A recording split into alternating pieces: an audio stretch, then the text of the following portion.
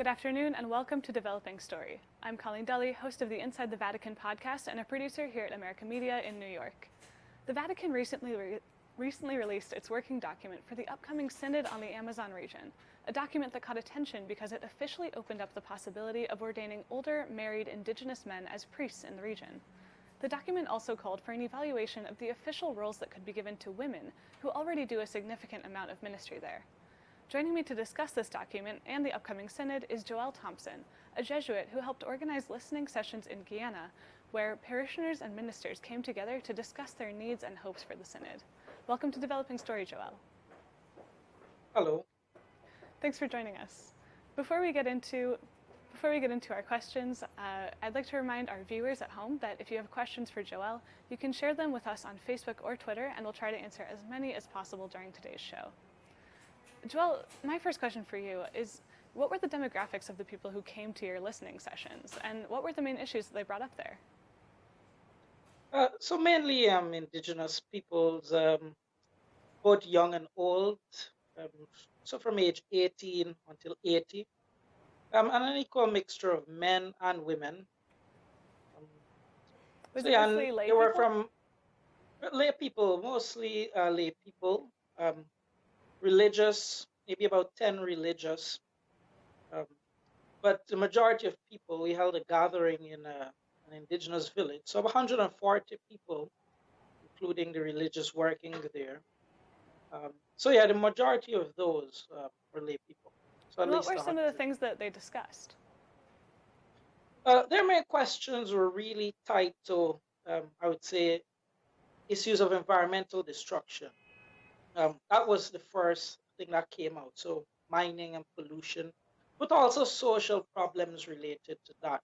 Um, Trafficking in young girls, especially teenage pregnancies. So they were concerned about that and about the lack of job opportunities within villages. So those were some of the main issues socially. And church-wise, of course, um, they expressed a need for, yes, more indigenous ministers. They wanted to see priests who looked like them, who were from their communities. Would these And also be literature. communities in which you have maybe communities where they only have Mass once a year or once a month? Are these those kinds of communities that we've been hearing about in the press? Neither extreme, not as far as once a year, but not as frequent as once a month. Maybe every 6 weeks or 8 weeks, some communities would have mass. Got Some it. it might be a bit longer, but it's still a good stretch. So some 2 months. Yeah. Yeah. In discussing the need for more priests to minister in the parishes, did you get a sense that people would be in favor of ordaining married men? No one brought it up explicitly except one group, and they saw that as a need, because their main thing first and foremost is they wanted local men. They expressed the need for their young men to join religious life, and to join the priest. So they wanted that very much. And even the girls too, they expressed the desire that they would see more nuns. And so coming out from that, I suppose the question came, well, what stands in the way of them becoming um, you know priests or becoming sisters?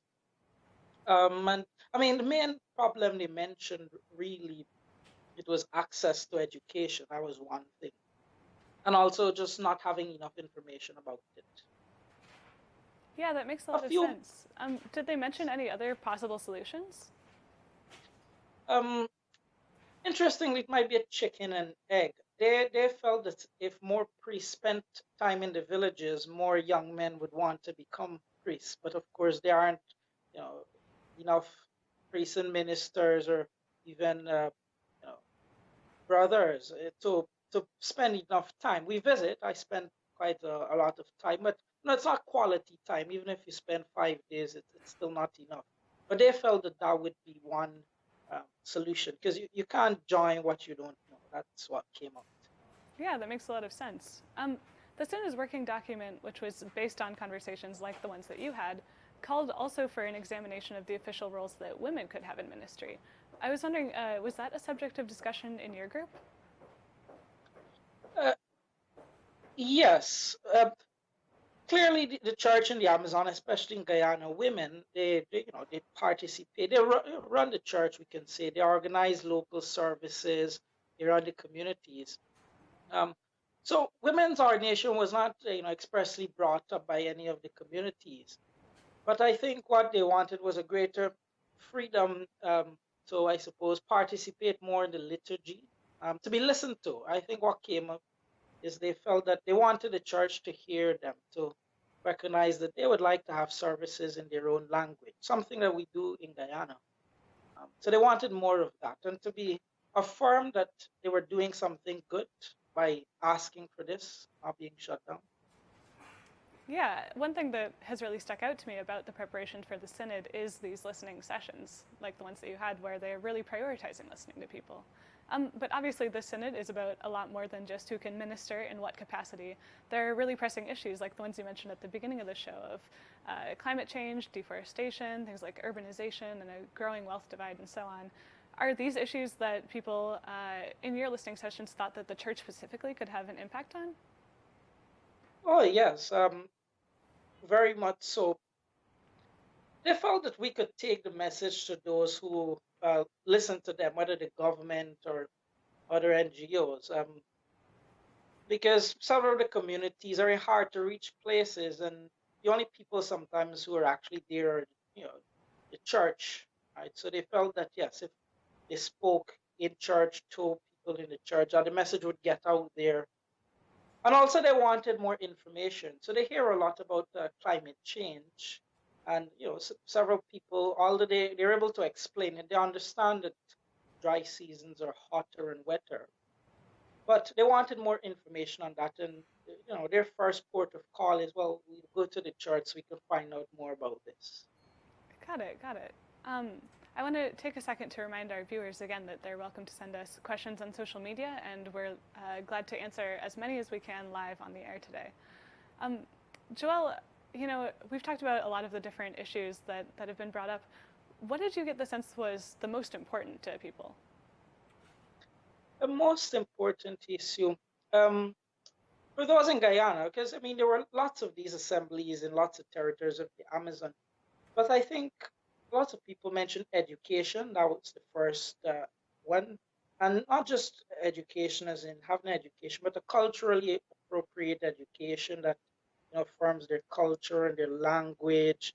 Um, so many people wanted their children to be taught their mother tongue and to have an education that prepares them for life and the challenges of the world. So that came out very strongly. And the second one was just about their lands and pollution. They wanted more control over their lands. There's lots of illegal mining, so that came out. They often feel as if there's nothing they can do about it. So they wanted that to be said. That they wanted land rights and land security and education, a good education. And is that something that the church in Guyana specifically would be, in a position to be able to influence kind of the social and political powers there to make a difference on?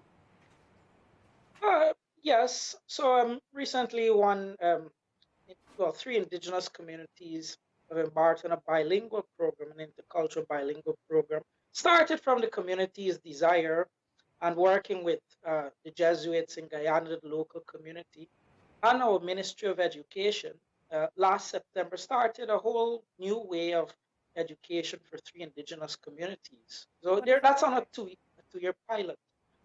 So what it looks like is the first 2 years of school nursery. I don't know if you use that term, Yeah, we like do. nursery education.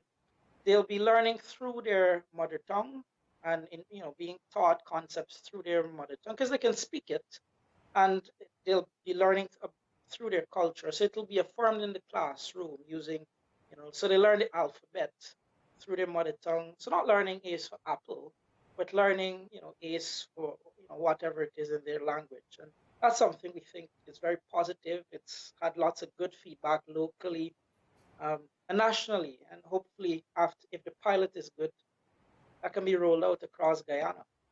Yeah, it sounds like education is a really pressing issue across the board, right? You were mentioning that with climate change as well. I'm wondering, maybe there's some kind of plan to be had here, for education, I guess, of all ages. Yes. Well, one of the main questions in a synod consultation, it's worth mentioning, is how do you imagine a good life? What is a good life for you? That was the overarching question. Even in the church, what's a good life for you as a Christian?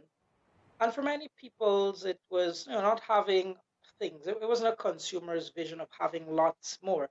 They wanted to live on their lands. They wanted to be with their families. Um, and they wanted that freedom to be able to choose to remain on the lands, but to be able to access jobs that would allow them to live in dignity. Yeah, And absolutely. they wanted a church that accompanies them in that process. Not necessarily doing, the church is not there to do all of that, but just to be with them, accompany them as they try to realize. Yeah, well, I really hope that the synod can maybe help make some steps towards that vision of a good life. Joel, thank you so much for joining us here on Developing Story, and thanks to our viewers at home for joining us for this episode. If you would like more videos from the intersection of the church and the world, subscribe to our YouTube channel. And for more ongoing coverage of the Amazon Synod, visit americamagazine.org. For American Media, I'm Colleen Dully. Have a great day.